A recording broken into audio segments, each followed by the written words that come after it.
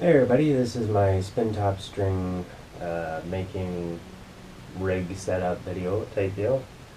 I guess I'll start with the headstock here, for lack of a better term. It has the crank mechanism here, goes like that. It's got 4 hooks on it, and it's direct drive here, so there's no gears or anything. It's in a big old vise here. It's sitting on a skateboard.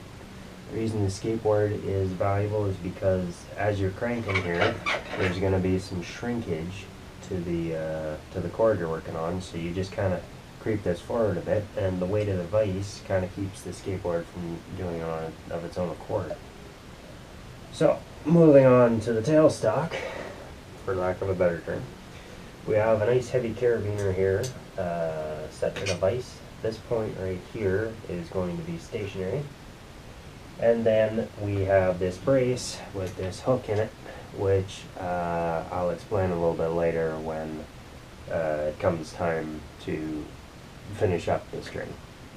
So I'll show a close-up of the headstock and tailstock as I'm setting it up for the work. Oh, and the string I'm using is Aunt Lydia's crochet thread size 10, and this is 100% cotton.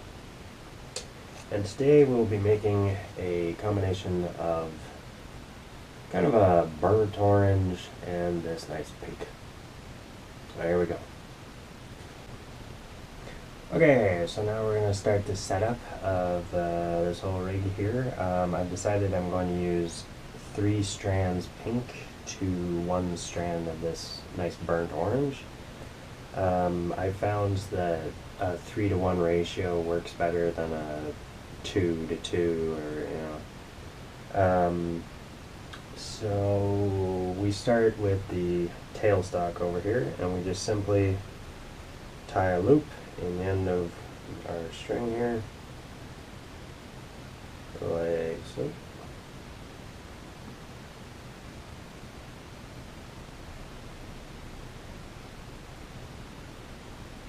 Then we just hook that onto the carabiner. Then we, keeping this taut, we bring it over here and we hook it onto one of our hooks. And then we return to the tailstock here and simply hook that over the tailstock, remembering to keep the tension up. And you just repeat the next hook and back to the tailstock.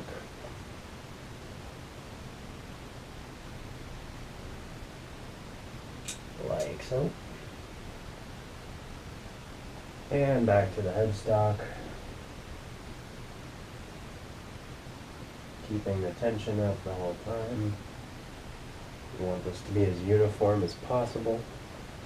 Now, since I'm using 3 pink to 1 orange, I'm going to tie this off now, same way as you did the first time. You just make a loop right here. You kind of calculate it a little bit here to kind of keep the tension up. But you don't want to pull it too tight, obviously.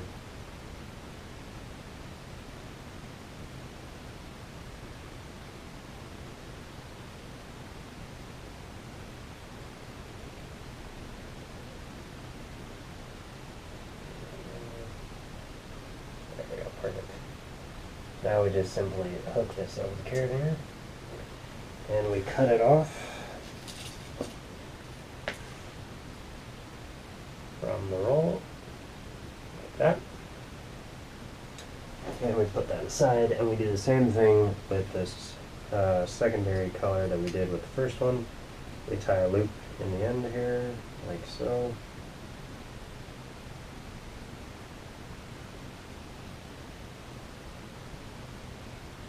Which is difficult with this stupid crochet thread because it's so small. There we go. Tie a loop, put it over the carabiner here, or in the carabiner. Now we go for the headstock. Hook it on the last hook there. And come back. Now we're only doing one strand of this, so now we're going to tie another loop. Like this.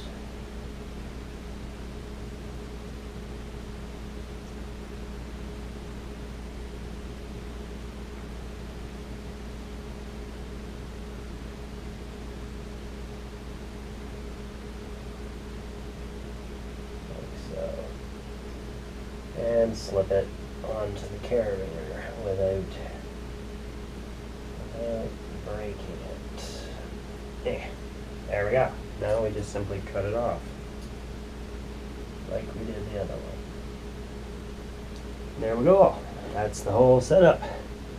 Now this is a heck of a lot shorter than I usually do, obviously, because I usually do it about 15 feet, and I didn't think I was going to be able to get all that in frame. So this is just like a miniature setup video, but it's the exact same 15 inches, 15 miles, it doesn't matter. This is the exact same setup. So, without further ado, it's time to get cranking. Okie dokie, so now it's time to do the actual cranking.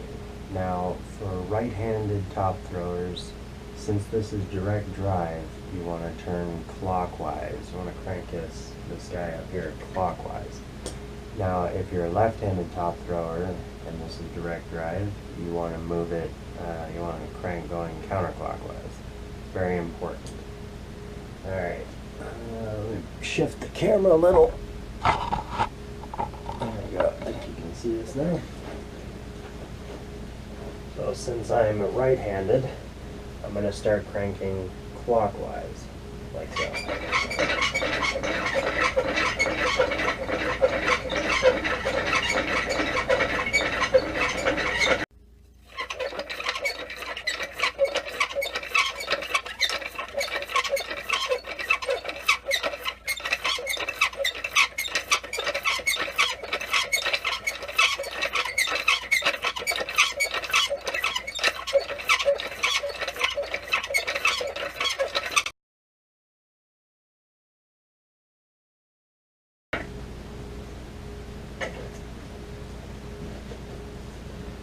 Occasionally with this method, since you've got it all on one anchor point here at the tail, you're going to need to detangle them like this.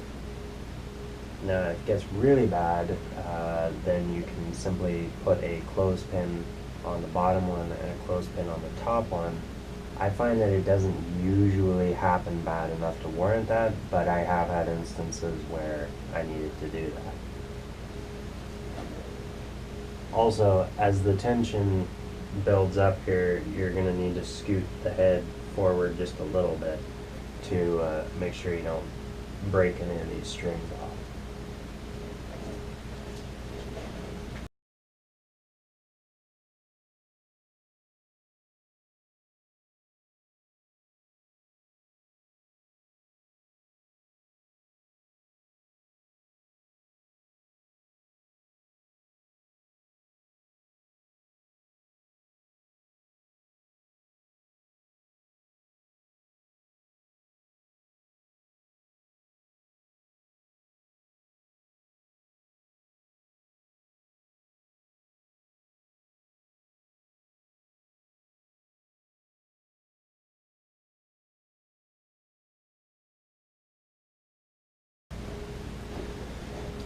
Now the way you know that you've cranked enough and put enough tension on the strings is when you take the cord like this and you, like right up here near the hook, because you don't want this in the middle anywhere.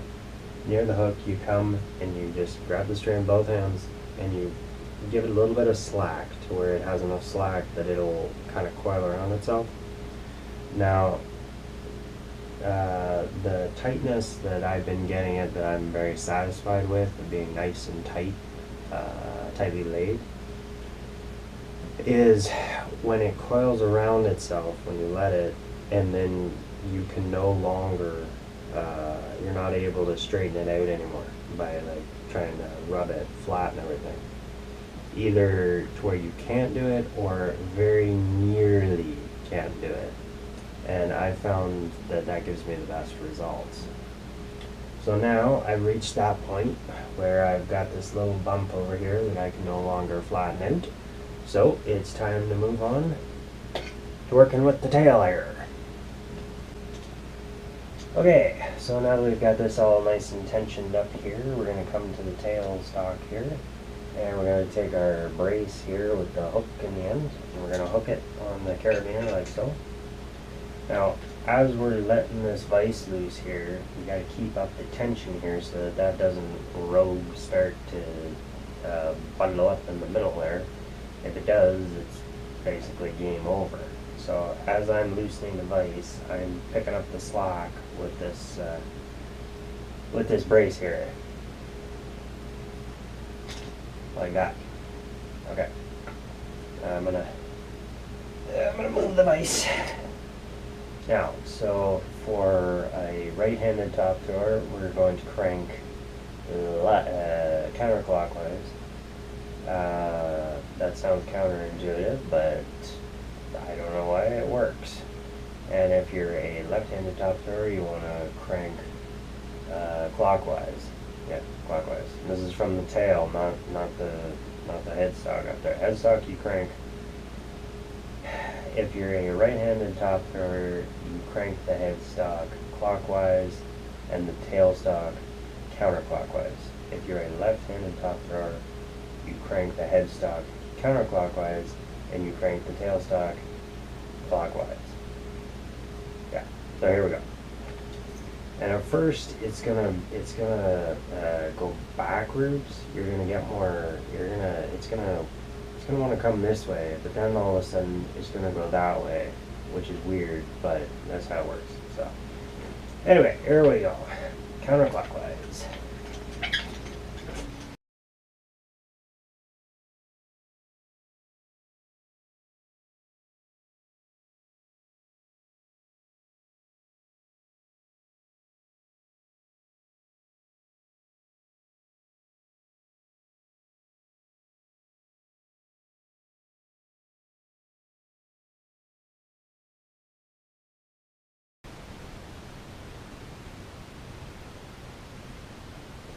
Okay, now the way you test for doneness, for the figuring out if this is tight enough, winding the tailstock to the headstock, is the same way that you were checking it when you were cranking on the headstock there. You simply take and you hold it right here, or somewhere down here, not in the middle, and you simply let a little slack into it and let it coil in on itself, and then see if you can straighten out that little bump. If you can't, then you're good to go. If you haven't, if you're able to straighten it out, you haven't gone far enough yet. So after you're done that, what you want to do is you want to set her down very carefully, not letting the tension on at all, and you want to pin it to where you're keeping tension on that line there. Now what I like to do is take a little bit of the crochet thread and just kind of tie it here. And my knife go.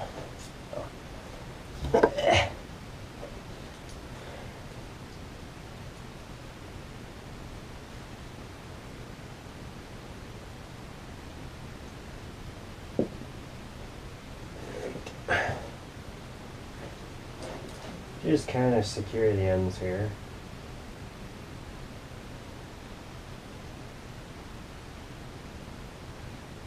And I like to use a surgeon's knot here for tying around this.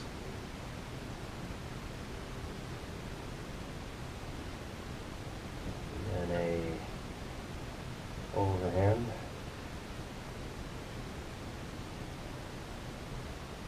And that's good for that. And another one on this end here. which is not.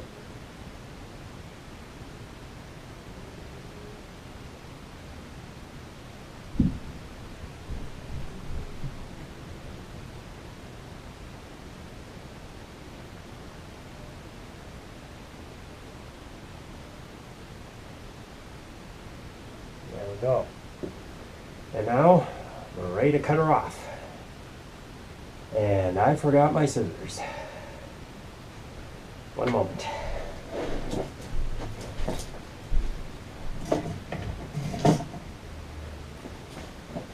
Alright.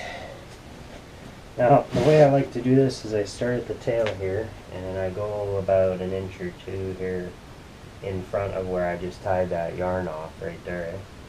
And you want to keep a little bit of tension on this, but allow it to spin, because we're letting off some of the extra tension here on the line here. And it's going to want to run off from you, so you got to be careful. So I like to grab it with my right hand because that's stronger for me. And you're going to see it unwind here. It's going crazy. See, it's spinning around there, and I'm letting the tension off as easy as I can here. Okay, now I'm gonna put a knot in the end real quick.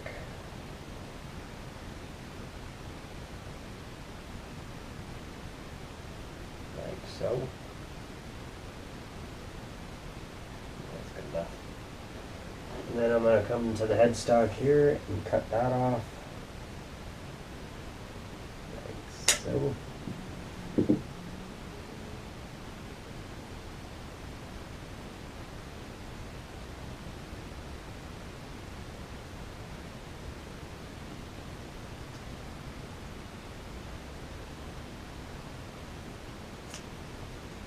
Trim the ends.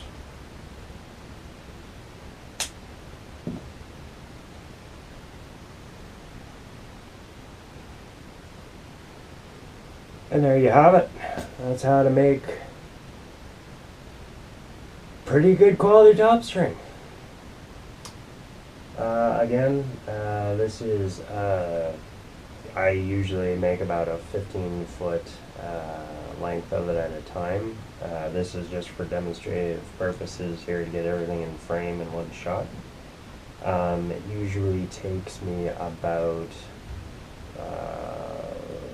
half hour to 45 minutes of cranking the headstock, and then about 15, yeah, I guess about 15 minutes with the winding on the tailstock. And then if you go further than that, it will take longer. If you go shorter than that, it will take shorter. So yeah, anyway, I hope this was informative, and take care.